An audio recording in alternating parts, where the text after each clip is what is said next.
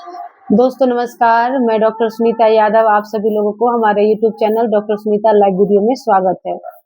आज क्या आपको हैवी ब्लीडिंग हो रही थी?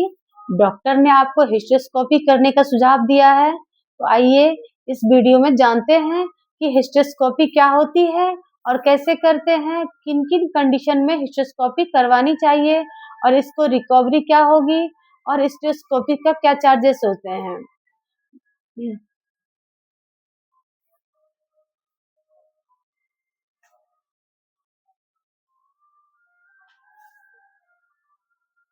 हिस्टेरोस्कोपी को एक्सप्लेन करूंगी। आगे बढ़ने से पहले आपने हमारा चैनल सब्सक्राइब नहीं किया है तो प्लीज सब्सक्राइब कर लीजिए कि आगे भी ऐसे नॉलेजेबल वीडियो आपके पास आती रहे।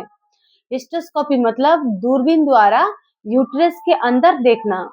इसमें हम यूट्रस के अंदर, यूट्रस की कैविटी के अंदर एक छोटा सा एक अपना इंस्ट्रूमेंट डालते हैं और जिसमें कैमरा लगा हुआ रहता है, जिसे हमें यूट्रस की पूरे अंदर की लाइनिंग उसे आराम से देख पाते हैं। ये किसी-किसी कंडीशन में करनी ज़रूरी पड़ती है हिस्टेरोस्कोपी, जैसे कि कॉमनली ब्लीडिंग प्रॉब्लम हो रही है, हेवी ब्लीडिंग हो रही है और ब्लीडिंग लाइट हो रही है तो भी हिस्टेरोस्कोपी करनी पड़ती है। हेवी ब्लीडिंग में बहुत बार हमें अंदर यूट्रस के अंदर देखना पड़ता है कि कोई रसौली, कोई ट्वेल ये यूट्रस की लाइनिंग के गुच्छे होते हैं, ये वे यूट्रस के अंदरूनी एरिया में आ गए होते हैं तो हैवी ब्लीडिंग होने का कॉज बनते हैं। इसमें यूट्रस में जब हम दूरबीन दूरबीन डालते हैं तो उसे देखते हैं क्या वो अंदर है या उससे रिमूव भी कर देते हैं। इसे हिस्टेरोस्कोपी द्वारा किया जाता है। और भी बहुत रीजन है हिस्टेरोस्कोपी करने का, जैसे कि अगर कोई लेडीज कंसीव नहीं कर पा रही हैं या या फिर बार-बार उसे मिसकैरेज प्रेगनेंसी आने प्रोग्रेस नहीं कर पा रही हैं, जल्दी-जल्दी बच्चे गिर जाते हैं, तो इन केसेस में भी यूट्रस के अंदरूनी जाके देखा जाता है कि कोई और कंडीशन है, क्या यूट्रस में कोई तरह की बनावटी दिक्कत है या कोई रसौलियाँ हैं या कभी-कभार कोई इन्फेक्शन का भी फ्रैक्चर होता है यूट्रस में। ये सब हिस्टेरोस्कोपी से ही देख के ही क्लियर होता है।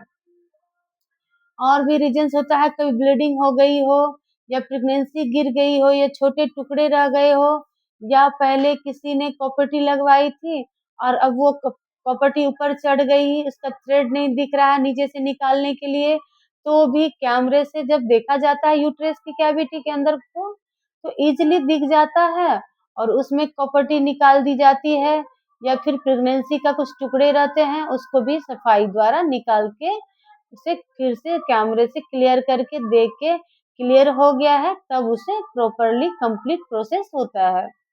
हिस्टेरोस्कोपी से यूट्रस के अंदरूनी लेयर को देखा ही जाता है, साथ बाय साथ यूट्रस के माउथ को भी, जिसे सर्विक्स कहते हैं, उसको भी टेस्ट किए जाते हैं। इन टेस्ट रिजल्ट में यदि कोई दिक्कत आ जाती है तो फिर से यूट्रस के अंदर देखना और कैमरे द्वारा उसको सर्विस के यूट्रस की माउथ को देखा जाता है, साथ में फोटो ली जाती है ताकि आगे पेशेंट को भी दिखाई जा सके और उसका ट्रीटमेंट अकॉर्डिंगली करवाई जा सके। ये सारी कंडीशन हिस्टेरोस्कोपी द्वारा के साथ किया जाता है और वहीं पर सफाई भी कर दी जाती है और यूट्रस की क्लीनिंग हो जाती है, टुकड़े की जाँच ली जाती है कि कैंसर तो डेवलप हो रहा है, ये देखने के लिए और फाइब्रॉइड और फॉलिक रिमूव किया कर दिया जाता है। ये बहुत ही सेफ प्रोसेस है और देखा जाए तो सर्जरी बहुत लंबी नहीं होती है, half an half to 40 minutes में सर्जरी हो जाती है। इसके लिए डॉक्टर आपको हमेशा पहले बोलेंगे कुछ ब्लड टेस्ट करवाने के लिए, क्योंकि ये ज़्यादातर बेहोशी में की जाती है। बेहोशी में करने के लिए पहले डॉक्टर आपको कुछ ब्लड टेस्ट करवाएँगे और आपकी बॉडी ठीक से फंक्शन कर पा रही है कि नहीं, एक्स-रे छाती का होगा, ईसीजी होगा। ये टेस्ट जब सारे नॉर्मल होंगे, तब जाके डॉक्टर आपको डेट और टाइम देंगे हॉस्पिटल में आने का। जिस दिन आप हॉस्पिटल में आएँगे, उस दिन डॉक्टर आपको ज़रूर से बोलेंगे कि आप खाली पेट आएँगे। 6 से 7 घंटे की फास्टिंग चाहिए होती है। ये फास्टिंग मतलब आप 6 से 7 घंटे कुछ खाया-पिया नहीं होना चाहिए, पानी भी पीना नहीं चाहिए।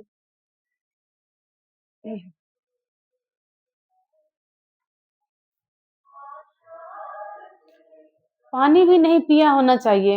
फिर डॉक्टर द्वारा टाइम दिया हुआ हॉस्पिटल पहुँचेंगे, फिर सिस्टर आपकी सारी अ, डॉक्टर लोग आपका सारे रिपोर्ट्स चेक करेंगे और आपके एडमिशन की फाइल बनेगी और फिर आपको एडमिट किया जाएगा।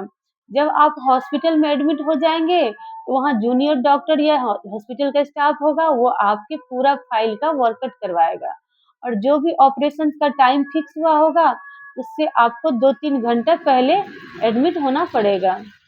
जो जूनियर डॉक्टर होंगे, वो हॉस्पिटल के बहुत सारे कंसर्न फाइल होते हैं, उनके रूटीन प्रोसेस से आपके और आपके फैमिली मेंबर से साइन करवाएँगे। ऑपरेशन हमेशा ही कंसेंट फॉर्म साइन होने पे ही होता है। बहुत केसेस में वो आपको एक दवाई भी देंगे, या तो आप नीचे वेजाइना में अंदर डालनी होगी या तो मुँह से लेनी होगी, जिससे बच्चेदानी का मुँह थोड़ा सॉफ्ट होने लग जाता है और ऑपरेशन करने में आसानी होता है। हिस्टेरोस्कोपी का प्रोसीजर ज़्यादातर केसेस में डे केयर होता है। डे केयर मतलब सुबह आप भर्ती होंगे और शाम को आपको छुट्टी हो जाएगा। ज़्यादातर ये डे केयर होता है, बाय चांस बहुत बड़ी रसौली है और सर दूरबीन की जाँच वाला ऑपरेशन है, तो शाम को ही आपको छुट्टी हो जाती है। अगर कोई बहुत बड़ा साथ-साथ कोई ऑपरेशन करना पड़े तो शायद आपके अगले दिन छुट्टी होंगे। इसमें ऑपरेशन की जो फाइल आपकी बन जाते हैं, कंसेंट पेपर साइन हो जाते हैं, तो वो आपको आपके रूम से ओटी थिएटर तक लेके जाएँगे। एक बार आप ऑपरेशन थिएटर के अंदर आ जाते हैं, वहाँ आपको एनेस्थेसिस डॉक्टर, जो बेहोशी के डॉक्टर बोला जाता है, वो डॉक्टर मिलेंगे। वो फिर से आपसे बात करेंगे और आपकी मेडिकल हिस्ट्री या कोई आपकी एलर्जी हिस्ट्री देखेंगे। आपकी रिपोर्ट को फिर से चेक करेंगे। ये आपके लिए अच्छा है। उसके बाद वो बेहोशी का इंजेक्शन देते हैं, वो ज़्यादातर मुँह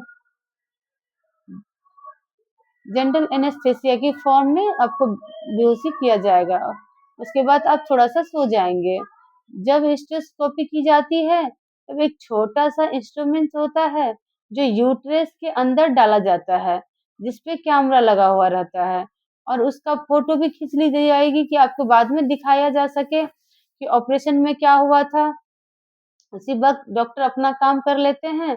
जैसे ही उनका काम फिनिश हो जाता है बेहोशी का, तो बेहोशी का असर खत्म होने लगता है। जब आपको थोड़ा-थोड़ा होश आने लग जाएगा, तो आपको ऑपरेशन थिएटर से शिफ्ट करके वापस अपने रूम में शिफ्ट कर दिया जाएगा और आप अपने रिलेटिव से, अपने फैमिली मेंबर से मिल भी सकते हैं। हॉस्पिटल में इसके बाद थोड़े टाइम आपको रखा जाएगा 3 से 4 घंटे, ताकि बेहोशी दवाई का असर असर पूरा निकल जाए और आपको वॉमिटिंग वगैरह नहीं हो रही हो। सिस्टर आपकी चेक करती रहेगी क्योंकि आपको ब्लीडिंग प्रॉब्लम कोई और दिक्कत नहीं हो रही हो। बार-बार आपका ब्लड प्रेशर चेक किया जाएगा, कि आपका पल्स रेट चेक किया जाएगा, आपको जनरली आपका पेट देखा जाएगा, क्योंकि पेशेंट ऑपरेशन के बाद कोई दिक्कत तो नहीं हो रही है आपको। इन सब चीज़ों के लिए ऑपरेशन के बाद 3 से 4 घंटा रखा जाएगा। 3-4 घंटे में हम एक्सपेक्ट करते हैं जितने भी हम दवाइयाँ वगैरह दी थी बेहोशी का, वो सब उसका टाइम पीरियड्स खत्म हो जाता है और वो निकल जाता है। इसके बाद आपको सिस्टर वहाँ को खाने-पीने की देगी ताकि आपको वॉमिटिंग टेंडेंसी नहीं होगी। एक बार आप खा पी रहे हैं, तो उठ के चल फिर कर रहे हैं, तो वॉशरूम कर लेते हैं, तो डे केयर सर्जरी में छुट्टी कर दी जाती है। स्टेथोस्कोपी के बाद आप एक्सपेक्ट कर सकते हैं कि क्या-क्या होगा, थोड़ा बहुत उसमें ब्लीडिंग, स्पॉटिंग हो सकती है, बाद में हल्का पेन महसूस हो सकता है। ये तो नॉर्मल मान के चलते हैं कि डॉक्टर आपको ज़रूर गाइड करेंगे। कोई भी हम लोग ऑपरेशन करते हैं तो उसके बाद एंटीबायोटिक्स दी जाती है, मुँह से खाने के लिए ज़्यादातर। हो सकता है कि आपके डॉक्टर प्रिस्क्राइब करे, बाद में आपको डॉक्टर और ओरल टैबलेट की फॉर्म में, वो आप ज़रूर से लेनी चाहिए। जिस दिन छुट्टी होगी, उस दिन हो सकता है आपको थोड़ा-सा बेहोशी का असर, मतलब नींद जैसा, सिर हैवी होना, थोड़ा-सा नींद जैसा महसूस होना, ये हो सकता है। इसमें कोई बड़ी बात नहीं है। उसमें आप रिलैक्स करें, रेस्ट करें और रात को हल्का खाना खाएँ और जो डॉक्टर ने दवाई दी है, वो रात की डोज़ लेनी है। उस दिन रेस्ट करें और अगले दिन से आप वो बिल्कुल ठीक महसूस करेंगे। थोड़ा बहुत स्पॉटिंग होगा नीचे से, हल्का थोड़ा बहुत पेट दर्द होना, किसी-किसी को पैरों में दर्द महसूस होता है। ये एक्सपेक्टेड होता है हिस्टेरोस्कोपी के बाद। अगर आपको इससे ज़्यादा बाय चांस दिक्कत हो रही है, बहुत ज़्यादा पेट में दर्द हो रही है, बुखार सा हो रहा है, बहुत ज़्यादा ब्लीडिंग से हो रहा है, वोमिटिंग वगैरह हो रहा है, इन दैट केस में ज़रूर से आपको अपने हॉस्पिटल के डॉक्टर से कंसल्ट करना चाहिए। इनकी चांसेस थोड़ी कम होती हैं।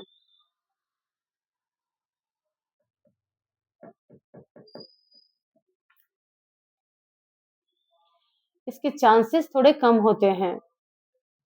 स्टेथोस्कोपी बहुत सेफ्टी प्रोसेस है और इसमें आप काफ़ी चीज़ डायग्नोस इसमें साथ-साथ ट्रीट भी की जाती है, दूरबीन द्वारा देखी भी जाती है उसी में, हाथों-हाथ उसका ट्रीटमेंट करके रिमूव कर दिया जाता है। अगर इसको कॉस्ट फैक्टर की बात करें तो ये डिपेंड कर जाता है कि हम किस अस्पताल में करा रहे हैं और किस चीज़ के लिए करवा रहे हैं, आपकी कंडीशन क्या है। तो एक नॉर्मल हमारा 10-30,000 से लेके इसका रेंज 1 लाख तक की जा सकता है डिपेंडिंग किस हॉस्पिटल में करवा रहे हैं और आपका कंडीशन क्या है। इसमें सिर्फ़ हम डायग्नोसिस कर रहे हैं कि अंदर से कोई दिक्कत की बात तो नहीं है, सिर्फ़ देख रहे हैं, तो कम चार्जेस लगते हैं। इसमें अगर हम कोई चीज़ में फाइब्रॉइड या फॉलिक या कोई और टुकड़े लेने की जाँच पड़ रही है या बड़ी चीज़ पड़ रही है, यूट्रस में कोई दिक्कत चल रही है, रिमूव करना पड़ रहा है, तो कॉस्ट फैक्टर ज़्यादा जाएगा। जिस दिन आपकी छुट्टी होगी हॉस्पिटल से, उस दिन थोड़ा-सा लाइट डाइट ले लीजिएगा, खिचड़ी, दलिया, ब्रेड। सब्सक्राइब कीजिए, चैनल को सब्सक्राइब कीजिए, लाइक कीजिए, शेयर कीजिए।